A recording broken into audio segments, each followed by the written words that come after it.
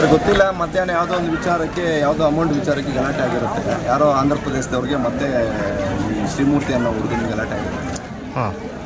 ಆಮೇಲೆ ಇದರಲ್ಲಿ ಮಧ್ಯದಲ್ಲಿ ಈಗ ಯಾರು ಸತ್ತಿದ್ದಾರೆ, ಮಂಜುನಾಥ್ ಅಂತ ನಮ್ಮ ಸ್ನೇಹಿತ, ಆತ್ಮ ಬಂದಿದ್ದನು ಏನಪ್ಪ ಎಲ್ಲರೂ ಗೊತ್ತಿರೋರು ಯಾಕೆ ಜಗಳ ಮಾಡ್ಕೊತೀರಾ, ನಾವೆಲ್ಲ ಬೆಳಗ್ಗೆ ಎದ್ರೆಲ್ಲ ಮುಖ ನೋಡ್ಕೊಳ್ಳೋರು ಅಂತ ಸಂಧಾನ ಮಾಡಿರ್ತಾರೆ. ಸಂಧಾನ ಮಾಡಿದರೆ ಮತ್ತೆ ಸಾಯಂಕಾಲ ಬಂದ್ಬಿಟ್ಟು ಏನೋ ಫೋನ್ ಮಾಡಿ ಆವಾಜ್ ಹಾಕತ್ತಂತೆ, ಬಾ ಬಸ್ ಸ್ಟ್ಯಾಂಡಿಗೆ ಹೊಡಿತೀನಿ ಅಂತ.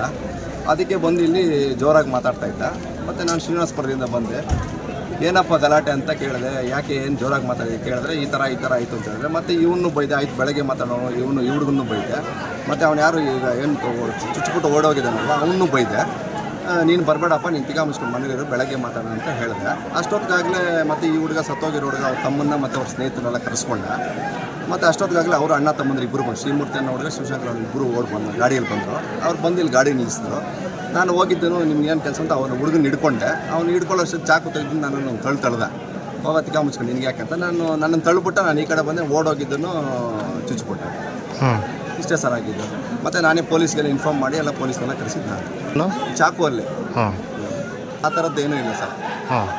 ಯಾರೋ ಏನೋ ಮರಗಳೇನೋ ಕೊಂಡ್ಕೊಂಡಿದ್ರಂತೆ. ಆ ಮರದ ವಿಚಾರಕ್ಕೆ ಬೇರೆ ಯಾರೋ ದೊಡ್ಡ ಪಲ್ಲೆನವರು ಕಾಸು ಕೊಡಬೇಕಿತ್ತಂತೆ ಅವ್ರಿಗೆ, ಹುಡುಗರಿಗೆ. ಆ ವಿಚಾರವಾಗಿ ಅವ್ರು ಜಗಳ ಮಾಡ್ಕೊಂಡಿದ್ದಾರೆ. ಅವ್ರು ಜಗಳ ಮಾಡ್ಕೊತಾ ಇದ್ರೆ ಈ ಹುಡುಗ ಎಲ್ಲರೂ ಅವರು ಗೊತ್ತಿರೋರು ಇವರು ಗೊತ್ತಿರೋ ಅಂತ ಮಧ್ಯದಲ್ಲಿ ಹೋಗ್ಬಿಟ್ಟು ಸಂಧಾನ ಮಾಡಿರೋರು ಅಷ್ಟೇ. ಪಾಪ ಆತ್ಮಗೂ ಈ ಗಲಾಟೆಗೇನು ಸಂಬಂಧನೇ ಇಲ್ಲ. ಇವತ್ತು ಅನ್ಯಾಯವಾಗಿ ಶವವಾಗಿ ಬಿದ್ದರೆ ದಯವಿಟ್ಟು ಇದಕ್ಕೆ ನ್ಯಾಯ ದೊರಕಿಸ್ಕೊಳ್ಳಬೇಕು. ಯಾಕಂದರೆ ಕೂಲಿ ಮಾಡ್ತಕ್ಕಂಥ ಬಡ ವ್ಯಕ್ತಿಗಳಿಗೆ ಈ ರೀತಿ ಆಗೋದು ಒಳ್ಳೇದಲ್ಲ. ಪೊಲೀಸರ ವಿರುದ್ಧ ಯಾರಂತಾರೆ ನ್ಯಾಯ ಬೇಕು ಅಂತ ಕೇಳಿದ್ರೆ ಅಷ್ಟೇ. ಪೊಲೀಸರ ವಿರುದ್ಧ ಏನೂ ಇಲ್ಲ ಇಲ್ಲಿ. ಯಾರೇ ಬಲಾಢ್ಯರು ಈ ಕೆಲಸ, ಈ ಒಂದು ಹೆಲ್ತ್ ಇಂತಕ್ಕಂಥ ಕೆಲಸ ಮಾಡಿದ್ದಾರೆ ಅವ್ರ ವಿರುದ್ಧ ಇಲ್ಲಿ ಇದು ಹೋರಾಟ ನಡೀತಿದೆ ಹೊರತು ಪೊಲೀಸ್ ವ್ಯವಸ್ಥೆ ಬಗ್ಗೆ ಅಲ್ಲ ಸರ್. ಅದಕ್ಕೆ ಎಲ್ಲ ಯಾರೋ ಪಾಪ ಗೊತ್ತಿಲ್ದಿರ ಮಾಡ್ತಿದ್ದಾರೆ. ಪೊಲೀಸ್ ಏನೋ ಅವ್ರೇನು ನಮಗೇನು ತೊಂದರೆ ಮಾಡ್ತಾ ಇಲ್ಲ, ಅವ್ರು ನಿಮಗೆ ನ್ಯಾಯ ಕೊಡಿಸ್ತೀವಿ ಅಂತಲೇ ಹೇಳ್ತಾ ಇದ್ದಾರೆ. ಬಟ್ ಈ ಥರ ಆಗಿದೆ, ಅದಕ್ಕೆ ಆಗಿರೋರ ವಿರುದ್ಧ ಧಿಕ್ಕಾರ ಕೊಡ್ತಾ ಇದ್ದೀವಿ. ಇದಕ್ಕೆ ಸರಿಯಾದಂಥ ಸೂಕ್ತವಾದಂಥ ನ್ಯಾಯ ಒದಗಿಸ್ಕೊಡ್ಬೇಕು ಅಂತ ನಾವು ಹೋರಾಟ ಮಾಡ್ತೀವಿ ಹೊರತು ಬೇರೆ ವಿಚಾರ ಏನೂ ಇಲ್ಲ. ಇದರಲ್ಲಿ ಆ ಜಾತಿ ಈ ಜಾತಿ ಇರ್ತಕ್ಕಂಥ ಯಾವುದೇ ಇಲ್ಲ. ಒಬ್ಬ ಸ್ನೇಹಿತನ ಕಳ್ಕೊಂಡಿದ್ದೀವಿ, ಅವ್ನಿಗೆ ನ್ಯಾಯ ದೊರಕಿಸ್ಕೊಳ್ಬೇಕು. ಅವ್ನ ಹೆಂಡತಿ ಮಕ್ಕಳಿಗೆ ಇವತ್ತು ಏನಾದರೂ ನ್ಯಾಯ ದೊರಕಿಸ್ಕೊಡ್ಬೇಕು. ಆ ತಂದೆ ತಾಯಿಗೆ ನಾವು ನ್ಯಾಯ ದೊರಕಿಸ್ಕೊಡ್ಬೇಕು ಅಂತ ನಮ್ಮ ಹೋರಾಟ ಅಷ್ಟೇ. ಇದರಲ್ಲಿ ಬೇರೆ ವಿಚಾರ ಏನೂ ಇಲ್ಲ. ಇದರಲ್ಲಿ ಜಾತಿ ಬರಲ್ಲ, ಇನ್ನೊಂದು ಬರಲ್ಲ. ಮತ್ತು ಸತ್ತಿರೋದು ನಮ್ಮ ಸ್ನೇಹಿತ ಅಷ್ಟೇ. ಆ ಜಾತಿ ಈ ಜಾತಿ ಇಲ್ಲ. ಯಾರೋ ಅವರವರು ಪರ್ಸನಲ್ ಅದು ಮಾಡ್ಕೊಂಡಿದ್ದಾರೆ. ನಾವು ನ್ಯಾಯ 100% ನಿಮಗೆ ಕಾನೂನು ಪ್ರಕಾರ ಏನಿದೆ ನಾವು ನ್ಯಾಯ ಕೊಡ್ಸಂತ ಕೆಲಸ ನಾವು ಮಾಡ್ತೀವಿ. ಆಯ್ತಾ? 100% ನಾವು ಯಾರ ಪರಲ್ಲ. ನಾವು ಈ ದೇಶದ ಸಂವಿಧಾನವನ್ನ ರಕ್ಷಣೆ ಮಾಡ್ತಕ್ಕಂಥವ್ರು, ಕಾನೂನಿನ ಪ್ರಕಾರ ನಾವು. ಆಯ್ತಾ? ಕಾನೂನಿನ ಪರ ನಾವಿದ್ವಿ. ಪೊಲೀಸರು, ನೀವು ಪೊಲೀಸರಿಗೆ ಧಿಕ್ಕಾರ ಅಂತ ಕರೀತಾ ಇದ್ರಲ್ಲ, ಅದು ಇಲ್ಲ. ಪೊಲೀಸರಿಗೆ ಧಿಕ್ಕಾರ ಅಂತ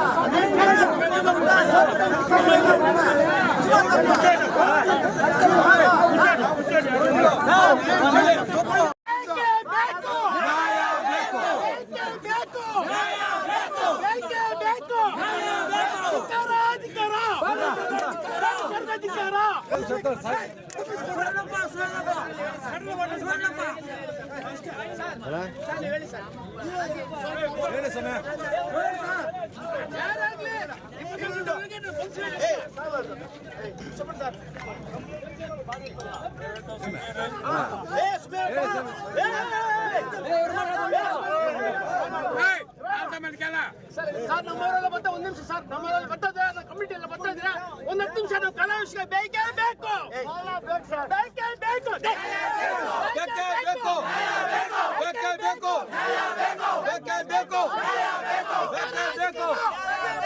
ಧಿಕ್ಕಾರ